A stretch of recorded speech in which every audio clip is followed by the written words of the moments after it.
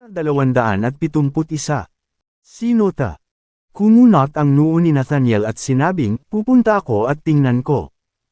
Nang bumukas ang pinto, nagulat si Nathaniel. Dose-dose ng buffmen ang hamarang sa front gate. Sino ang hinahanap mo? Maingat na tanong ni Nathaniel. Ikaw ba si Nathaniel Fuller? Tanong ng isang nakatato habang tinitingnan ang picture sa phone niya. Tumango si Nathaniel, yes. Ang laking villa. Medyo mayaman ka.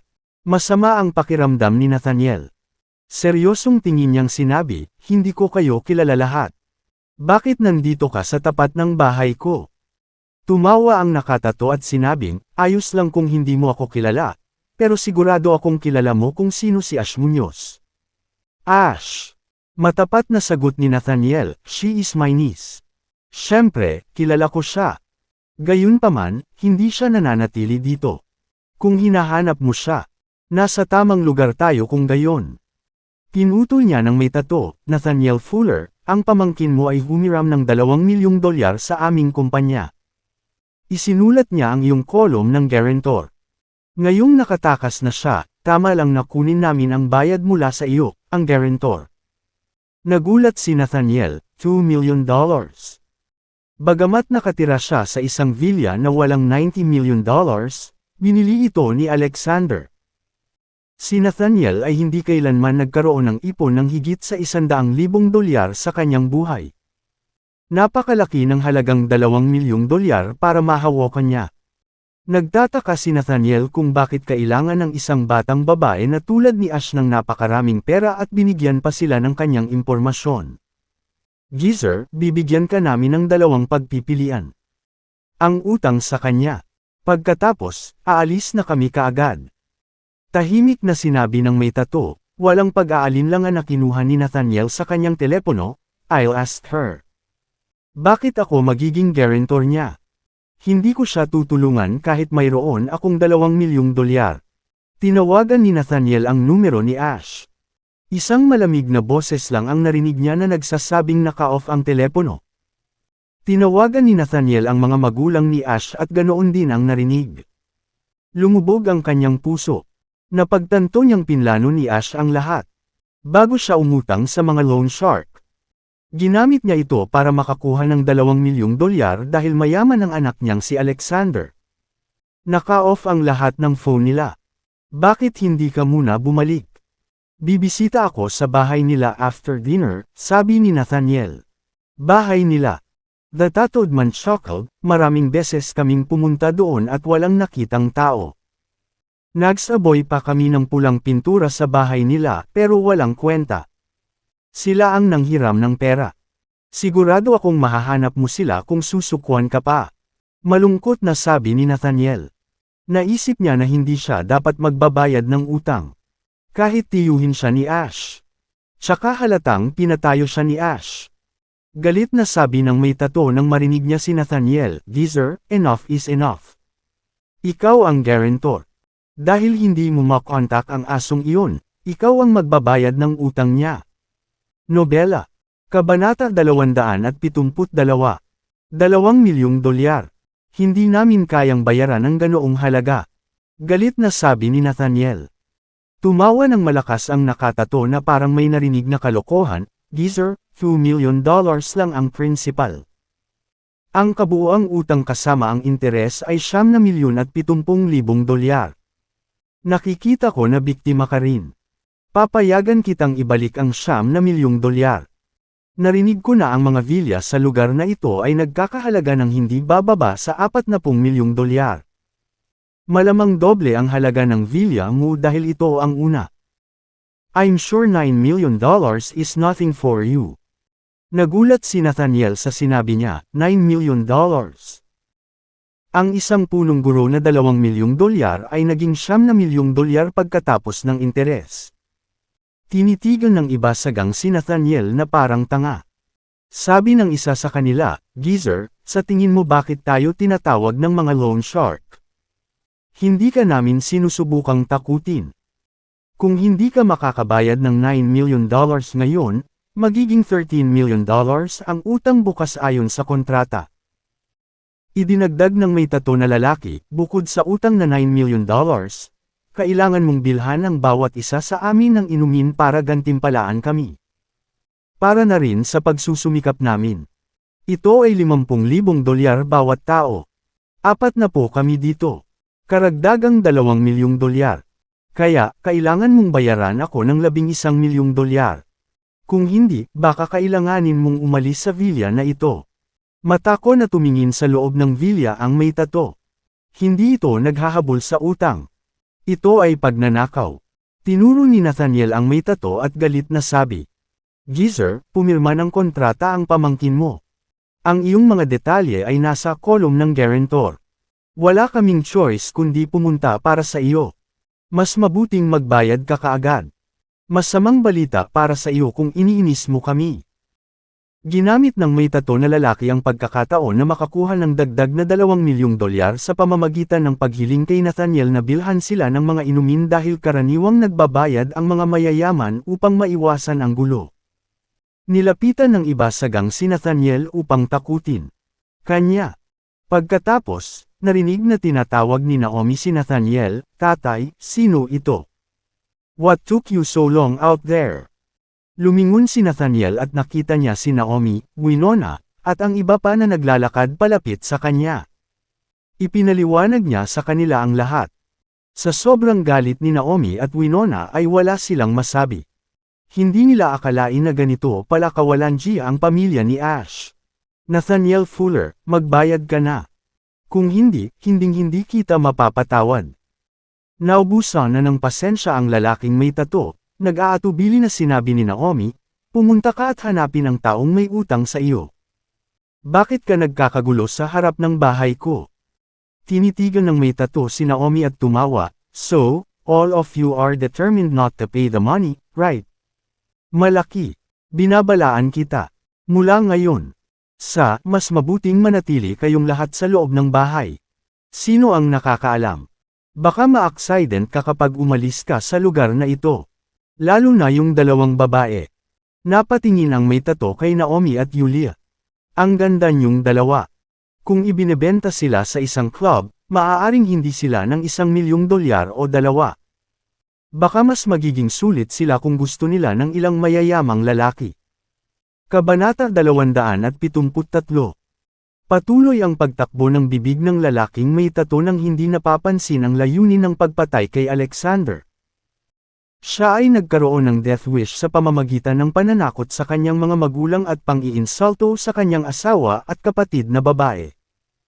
Since nandoon ang pamilya niya, malamig na sinabi ni Alexander sa may tato, go and find the person who utang you money.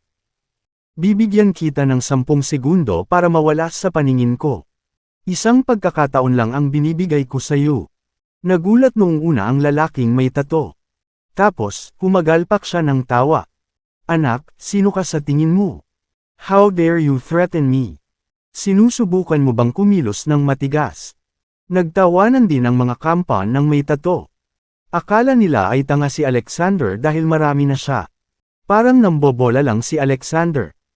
Nag-cross arms ang tatod na lalaki at sinimulang tuyain si Alexander, anak, sa tingin mo matapang ka. Ang mga mapangahas na tulad mo ay isang tanga para hindi alam ang sitwasyong kinalalagyan mo. Gusto kong bigyan lahat ng pagkakataon noong una, ngunit nagbago na ang isip ko ngayon. Dapat mo akong bayaran ngayon. Kung hindi, sisirain ko ang pamilya mo. Nanginginig sa takot sina Nathaniel at Winona, napakasuklam ninyong lahat. May gustong sabihin si Naomi, pero pinigilan siya ni Yulia. Hindi katalinuhan para sa isang babae na makipagtalo sa isang grupo ng mga gangster. Si Lola, na nasa bisig ni Alexander, ay nagsabi sa may tato na lalaki, Buddy. Hihilingin ko kay Daddy na bugbugin ka kung binubuli mo sina Lolo, Lola, Mommy, at Auntie. Ngumisi ang lalaki at sinabing, Brat, ang lakas mong magsalita. I wonder kung makakapagsalita ka pa kung putulin ko yang dila mo. Pinipigilan ni Alexander ang galit pero galit na galit siya nang marinig ang sinabi ng lalaki. Hindi niya matiis na may nagbabanta sa kanyang anak. How dare you? Sigaw ni Alexander at sumugod sa lalaking may tato. Hinawakan niya ito sa kanyang lalamunan at itinaas ang katawan ng lalaki. Tinatakot mo ba ako sa anak ko? Binigyan ni Alexander ng malamig at nakamamatay na titig ang lalaki habang hinihigpitan ang pagkakahawak nito. Nagpupumiglas at umuubo ang may tato. Humigpit ang hawak ni Alexander, at naririnig ng lalaki ang pagbitak ng kanyang leeg. Pakiramdam niya ay halos mabali ang kanyang cervical spine. Nagulat ang lahat ng kanyang mga kampon sa kanilang nakita. Hindi nila akalain na ganoon kalakas si Alexander. Hindi nila alam, patay na sana sila kung wala ang pamilya ni Alexander. Hayaan mo. Bitawan mo ako. Namutla ang may tato. Lalong lumakas ang takot sa kanyang puso. Kabanata 274. Sinubukan ng lalaki na makawala mula sa pagkakahawak ni Alexander, ngunit napagtanto niyang mahigpit ang pagkakahawak ni Alexander. Sa wakas ay nawala ang kanyang mga kampon mula sa kanilang pagkalito at sinabing, "Bata, bitawan mo ang aming amo. Kung hindi, tatadyakan ka namin hanggang mamatay." Nagsimula silang sumigaw, ngunit walang sinuman sa kanila ang nang-ahas na pigilan si Alexander. Sinulyapan sila ni Alexander at malamig na sinabi, "Sino sa inyo ang maglalakas loob na gawin iyon?" Ang kanyang malambot ngunit malamig na boses. Binigyan sila ng panginginig. Ilan sa kanila ay napaatras pa ng ilang hakbang. Alam nilang ang taong nakatayo sa harapan nila ay isang cold-blooded killer.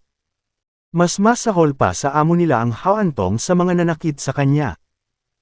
Si Nathaniel naman at Winona, sa una ay nabigla sila sa bangis ni Alexander, pero naintindihan naman agad nila matapos maalala na si Alexander ay may sikretong misyon para sa unit. Kasabay nito, ipinagmamalaki din nila ang kanilang anak sa pagiging isang lalaking may pangako. Samantala, nabuhayan ng loob sina Naomi at Yulia nang makitang duwag ang mga gangster. Si Winona, na kadalasang mahiyain at maingat, ay nagsabi kay Alexander, "Alexander, I think na ang taong ito ay malapit ng mamatay. Dapat mong bitawan siya." Natakot siya na baka mapatay ni Alexander ang lalaki at maaresto ang sarili. Hindi worth it na sirain ang kinabukasan niya para sa isang gangster. Ibinagsak ni Alexander ang lalaki sa sahig dahil ayaw na niyang mag-alala pa sina Nathaniel at Winona. Umubo ang lalaki at napabuga ng hangin sa sahig. Isang nakakatakot na marka ng dugo ang naiwan sa kanyang leeg. "Boss!" Sa wakas ay nilapitan siya ng mga kampon ng may tattoo para tulungan siyang tumayo. "Ikaw!" Tinakpan ng lalaki ang kanyang leeg gamit ang kanyang mga kamay at tinitigan si Alexander na may mga mata na puno ng puot. Tumingin si Alexander sa kanya at sinabing, "Maligaw ka."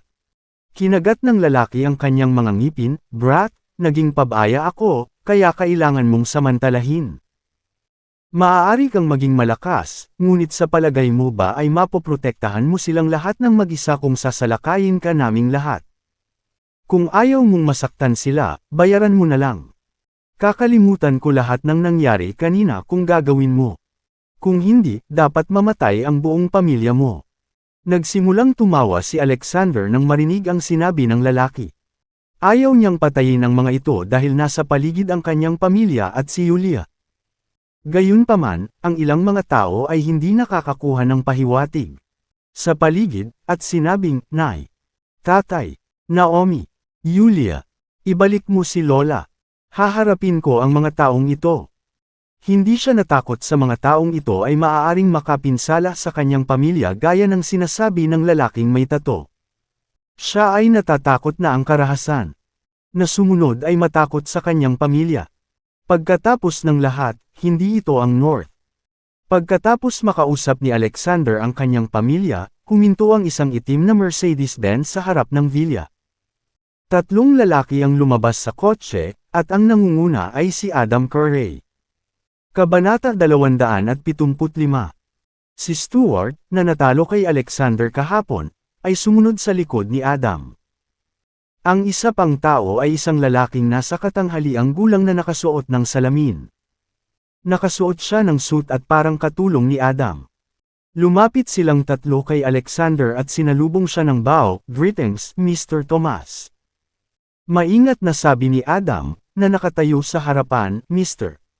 Tomas, lumampas ako sa aking mga hangganan tungkol sa mga bagay ng pamilya Fox. Patawarin mo sana ako, lalong natakot si Adam pagkaalis ni Alexander kahapon. Nang sabihin niya sa kanyang matanda ang nangyari, natakot siya at hiniling niya kay Adam na humingi ng tawad kay Alexander ngayon. Tumingin si Alexander sa kanya at walang sinabi. Matagal na naghintay si Adam para sumagot si Alexander. Inayos niya ang kanyang katawan para tingnan ang ekspresyon ni Alexander, ngunit sa halip ay napansin niya ang grupo ng mga lalaking nakapaligid sa kanya. Mr. Tomas, sino ang mga taong ito? Sinulyapan ni Adam ang lalaking may tato at ang kanyang barkada bago magalang na tinanong si Alexander. Casual na sinabi ni Alexander, nag-loan ng isang kamag-anak ko sa kanila ng $2 milyong. Pinunan niya ang mga detalye ng tatay ko sa kolom ng guarantor. Hindi nila mahanap ang kamag-anak ko, kaya pumunta sila dito para maghabol ng bayad. Ang $2 milyong na utang ay naging $9 milyong. Hinihiling din nila sa amin na bilhin silang inuming kabuuang $2 milyong lahat. Tuwang-tuwa si Adam sa narinig. Alam niyang ang mga hanggal na taong ito ay may death wish para saktan si Alexander.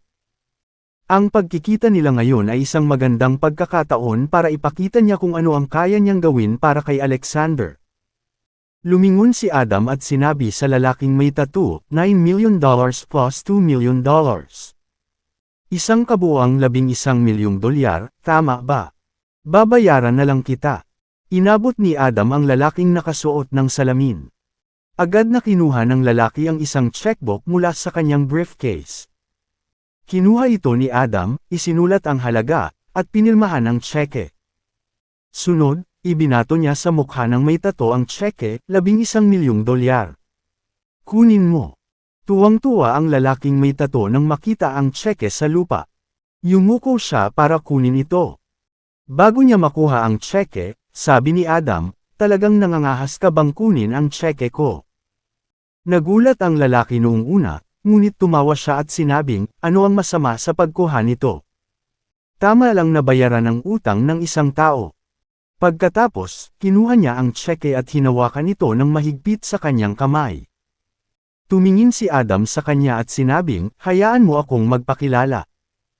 Ako si Adam Curray, ang pang-apat na henerasyong panganay na apo ng pamilya Curray. Pang-apat na henerasyong panganay na apo. Sino ka sa tingin mo? May mamanahin ka bang trono? Tinuya siya ng may tato. Nagsimulang tumawa ang kanyang mga kasamahan dahil walang sinuman.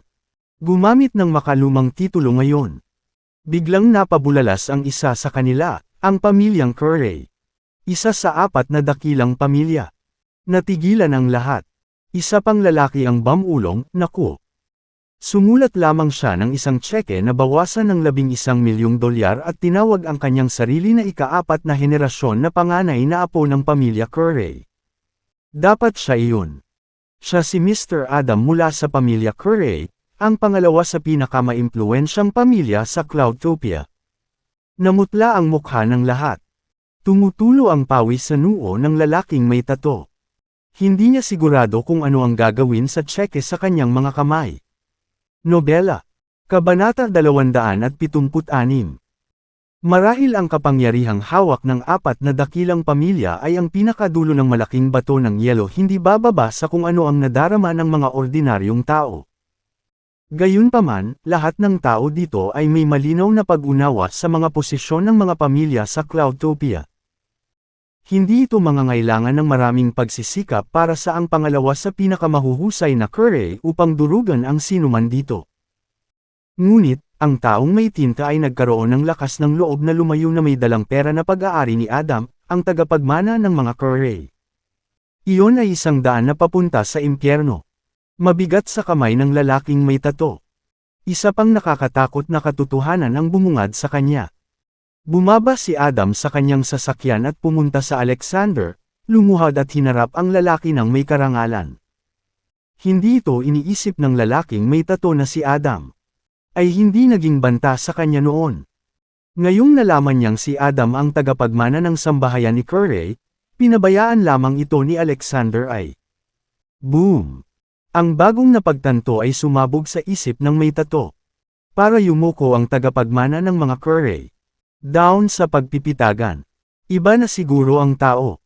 Nang inig ang tato na lalaki sa naisip. Nagalit siya sa isang tao kahit ang tagapagmana ng mga Curry ay sabik na pakiusap.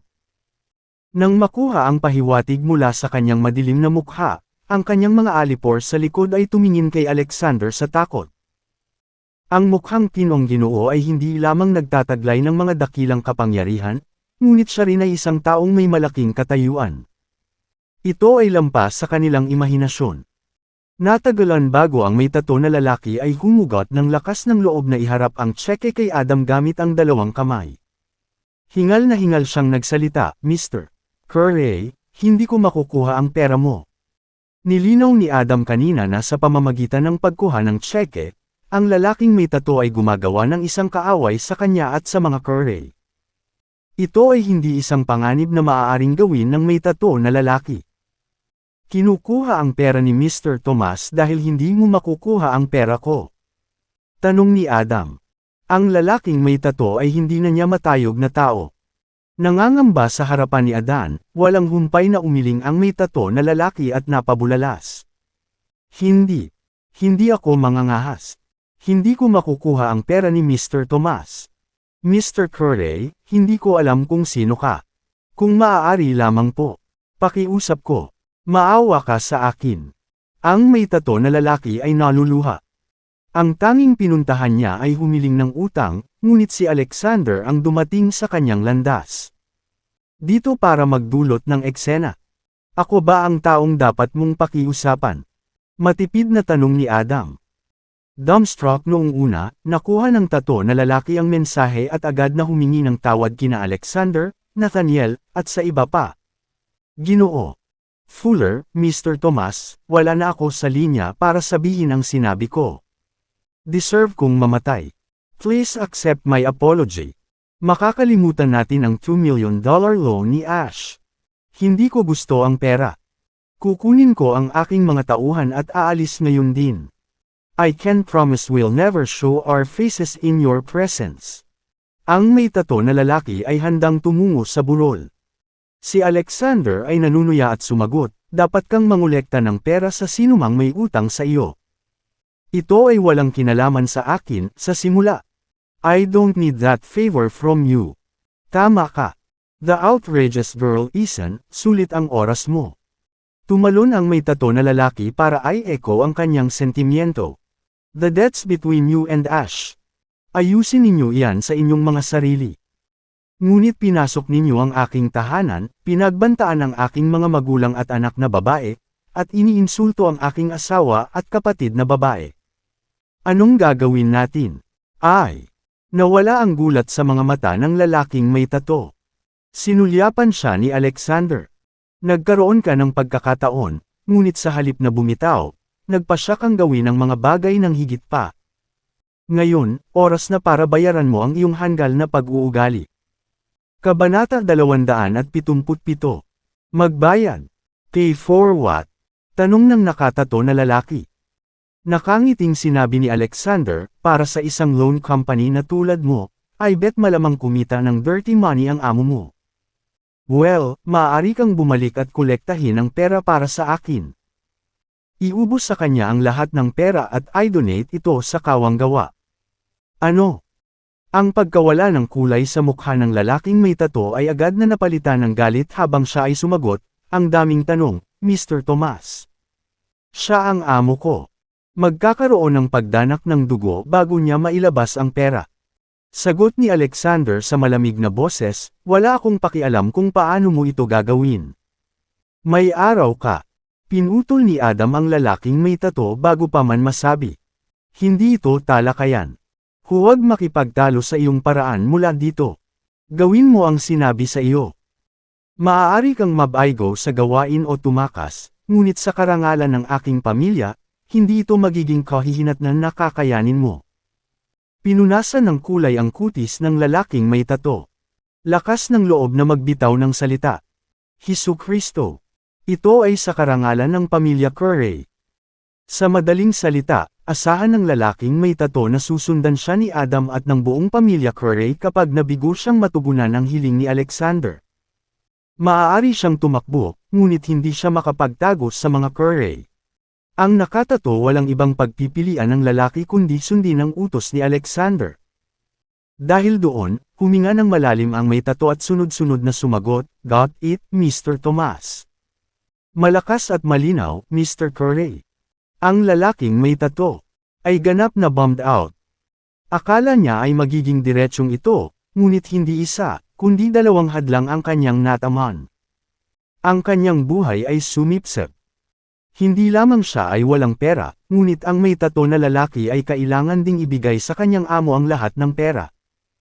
Ang pinuno ng mga loan shark ay tiyak na hindi pushover. Boss fighting to the death. Now get lost. Mahinang sabi ni Alexander. Walang pag-aalinlangan, ang may tato na lalaki ay nagmamadaling lumabas ng tirahan kasama ang kanyang mga tauhan.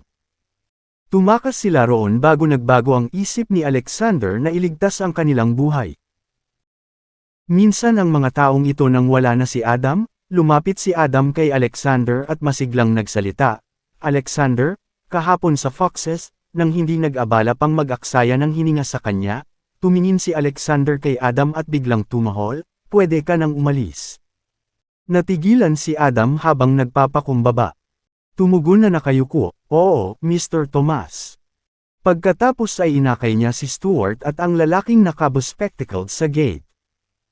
Tumingin pabalik ang lalaki kay Adam at galit na sinabi, "Sir, binisita mo siya para humingi ng tawad. Ano pa ba ang gusto ni Tomas?" Wala siyang kahihiyan. Sa paraang nakita niya ito, maging pinuno ng pangalawang pamilya sa Cloudtopia ang matandang Mr. Shepard ay hindi karapat-dapat sa pangungulila ni Adam. Kamangmangan para sa isang walang katulad na si Alexander na amo si Adam sa paligid. Hinampas sa ulo ang lalaking may salamin sa mata. Smack! Napatulala ang lalaking may salamin sa mata, "Sir." Matigas na sinabi sa kanya ni Adam, "Sino ka sa palagay mo para pintasan si Mr. Tomas? Out if I catch you talking about this again." Takot na sinabi ng lalaking may salamin sa mata. "Pasensya na po, sir. Hindi ko na uulitin." Kabanata 278. Balik sa Garden No.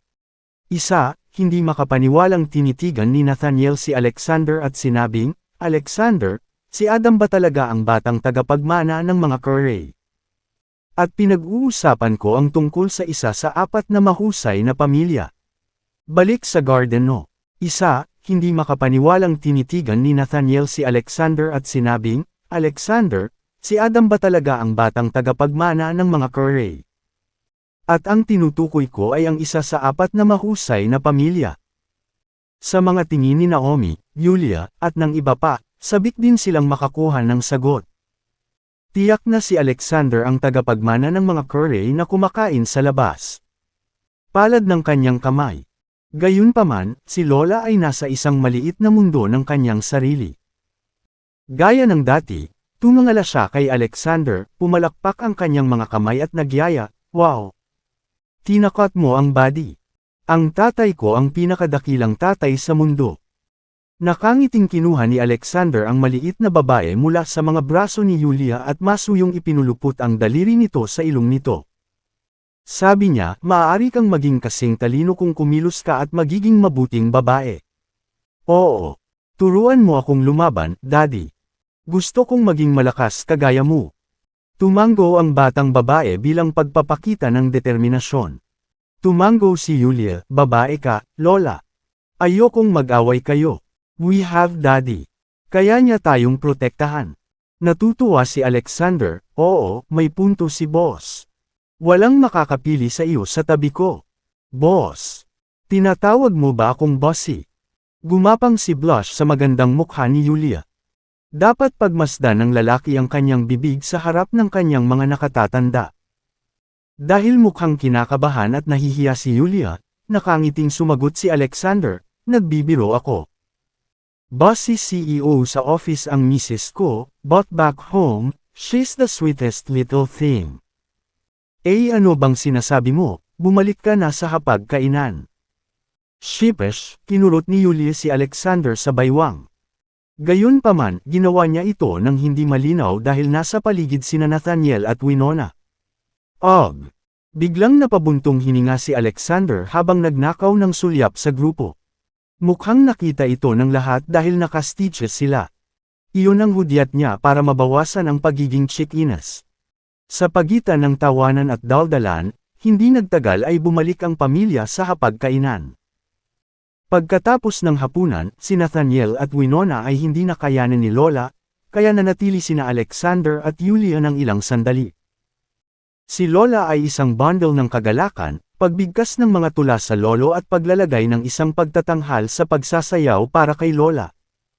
Hindi nakalimutan ng batang babae na ipakita ang kanyang mga cute na alindog kay Tita Naomi.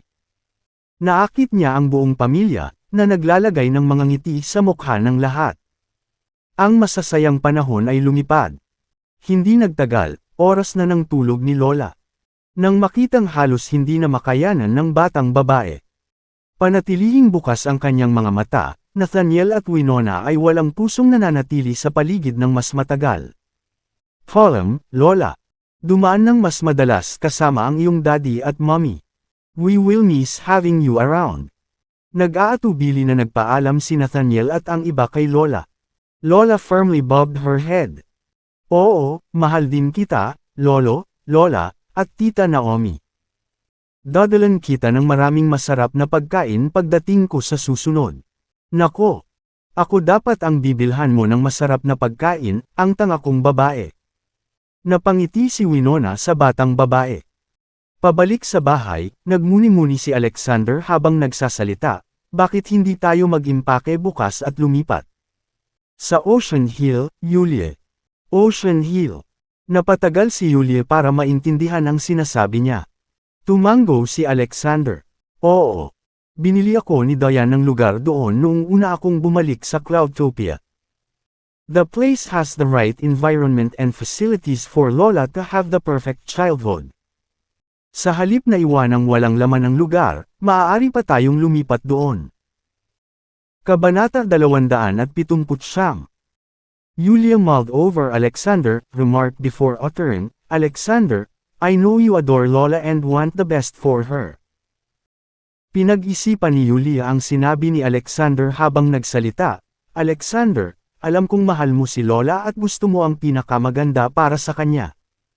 Ngunit narinig ko na ang ari-arian doon ay hindi isang kapalaran.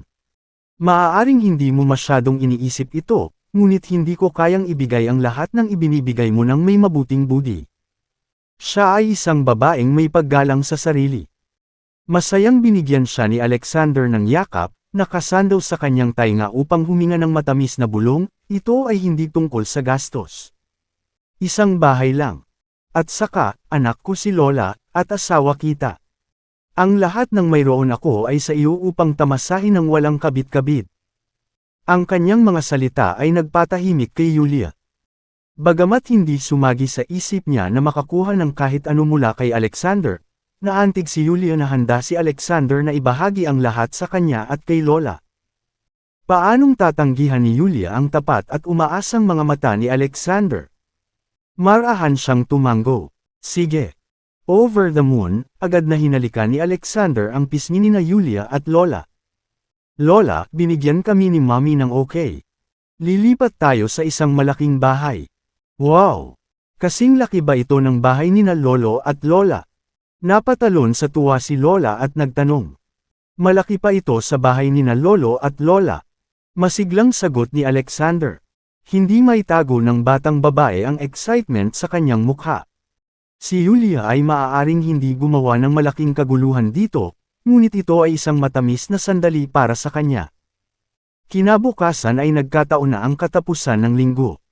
Dahil lumilipat ang araw, gumising si Yulia ng maaga upang impake ang kanyang mga bag. Sinabi sa kanya ni Alexander na ang Ocean Hill ay handa na ang paglipat. Nakakuha pa nga si Lola ng playroom na puno ng mga laruan. Ang kailangan lang gawin ni Yulia ay impake ang mga damit ni Lola at ang kanya. Pagkalipas ng 2 oras, kinarga ni Alexander ang mga malita sa likod ng Range Rover. Hawak ang beans, Ang kanyang mahalagang golden retriever, si Lola ay nakabakaw sa upuan ng bata sa likod. Ang pamilya ng tatlo ay pumunta sa Ocean Hill. Isinasaalang-alang na mayroong isang bata sa likurang upuan, si Alexander ay nanatiling nasa likod ng manibela. Walang sinumang umaasa na isang maitim na silweta ang tatawid sa isang one-way na kalye sa downtown sa harap mismo ng mga mata ng pamilya. Agad na nagpreno si Alexander. Bang! A crash and sold. Julia's heart skipped a beat. Anong nangyari? May nabangga ba tayo? Sabi ni Alexander na may diretsyong mukha, bumaba ako ng kotse at titingnan. Nag-aalala, bumaba rin si Julia sa kotse. Hindi nagtagal ay nakahanap sila ng isang nakahandusay sa lupa.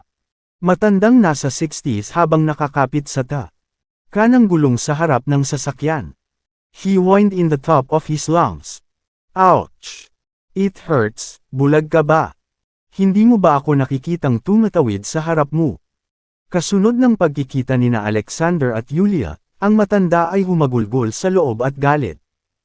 Dahil wala ng oras para pag-usapan ang mga detalye, nagtanong si Julia, saan masakit ba, Ginoo? Masakit ang braso ko, masakit ang binti ko, kahit saan masakit. Lalong umiyak ang matanda. Sa pag-arte ng matanda, natahimik si Julia. Still, she kindly uttered, Mister, I can't see any signs of trauma. Subukan mo bang bumangon? Nagalit ang matanda. Subukan mong bumangon. May common sense ka ba? Nabangga ako ng kotse mo. Paano ako magiging maayos? Paano ako makakabangon? Niloloko mo ba akong bumangon para makaiwas ka sa responsibilidad? Kabanata 280 Novel Bean. Natukso si Alexander na tumawa ng malakas sa mukha ng daya. Natukso si Alexander na tumawa ng malakas sa mukha ng panlilinlang. Sa lahat ng bagay sa mundo, kinailangan silang dayain ng matanda sa pamamagitan ng pagkukunwari ng isang aksidente.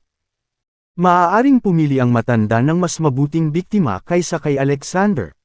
May mga kasanayan si Alexander na lumihis sa isang langgam, higit na isang buhay at humihinga na tao. Bukod pa rito, siya ay may sobrang paningin. Walang paraan na posibleng masagasan ni Alexander ang sinuman kahit na nagmamaneho siya ng truck na may trailer na nakakabit sa abalang downtown.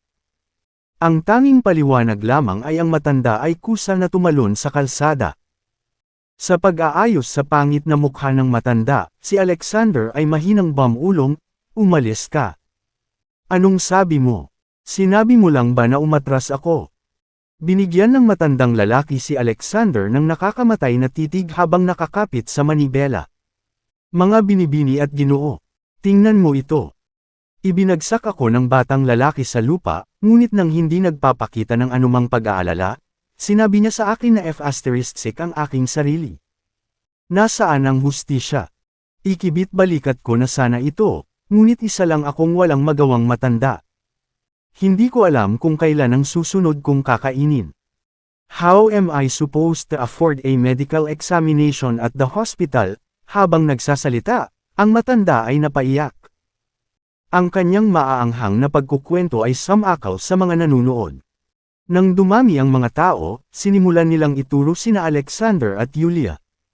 The couple are heartless. The least they could do is send the old man to the hospital after run him over. I can't believe the guy told the old man to F*** off. Magandang kotse siya, pero lalaki, malupit siyang tao. Sa palagay ba niya ay mas mataas siya sa batas dahil lang sa mayaman siya? Sa gitna ng daldalan, isang nasa katanghaliang gulang na lalaking nakatraksot ang lumabas at galit na nagkomento, ihatid mo ang matanda sa ospital ngayon, o tatawag ako ng mga pulis. Tama iyan. Tawagan ang pulis. We witnessed him crashing into the old fella. Kunan ko ng picture ang plaka mo. Ipopost ko ang video sa mga social media platform at sa press para ilantad ka kung patuloy mong itulak ang matanda dahil may pera at koneksyon ang iyong pamilya. Maaari kong ipapangako na ang pamilya mo ay matitigilan. Dahil sa galit ng mga tao, agad na hinikayat ni Julia si Alexander, bakit hindi na lang natin siya dalhin sa ospital para magpa-check up? Tuwang-tuwa ang matanda sa mga nanood. Nasa tabi niya. Maging si Yulia ay hindi makita ang kanyang panloloko. Naniniwala siyang malapit na ang kanyang layunin. Habang iniisip niya ang isang maagang tagumpay, umiling si Alexander kay Yulia at sinabing, hindi natin mapapagana ang mga taong ito. Bago si Yulia maaaring sabihin ang anumang bagay, tumingin si Alexander sa matanda at bahagyang tumahol, cut to the chase. Talunin mo, o gagawin kita. May oras pa para mag-skedaddle ka. Otherwise, I don't mind instilling decent values into you. Ngumisi ang matanda sa kanyang isipan. Sa dinami-dami ng damaykit sa matanda, nakatali ang mga kamay ni Alexander kahit alam niyang nangyari ang aksidente. Nagpakita ng takot ang matandang lalaki at sumigaw, "Oh, Diyos! Nasaan ang hustisya? Ako ang biktima dito, ngunit siya ay kumukuha sa aking kaso bago ako makapagsalita dito. Ano ang sinusubukan mong itanim sa akin? Nasa halip na ako ang mamatay sa aksidente. Oh, what a cruel world! Baka mamatay na ako." Nag-init ang pag-ikot ng matanda sa kwento nang biglang nagngangalit ang mga nanunood sa paligid. Pinapanood ka namin. I'd stop if I were you. Ipino-post ko ang video sa web ngayon. Wait until the hate comments flood in. Wala akong pakialam kung sino ka. Walang makakapagligtas sa iyo sa sandaling masabog ang bagay na ito. Hindi sila binigyan ni Alexander ng anumang oras ng araw. Ang mga taong ito ay kinagiliwan ng kanilang sarili na maging vigilante. Ang biro ay sa kanila dahil pinaglaruan sila ng matanda. Marahil ay pinagtatawanan sila ng matanda dahil sa pagiging isang grupo ng mga buffoon. Nang hindi nag-aksaya ng isa pang hininga, inilabas ni Alexander ang kanyang telepono upang tawagan si Diane. Kunin mo ako ng $2 milyong. Sa cash. Muntik na akong makapatay ng tao.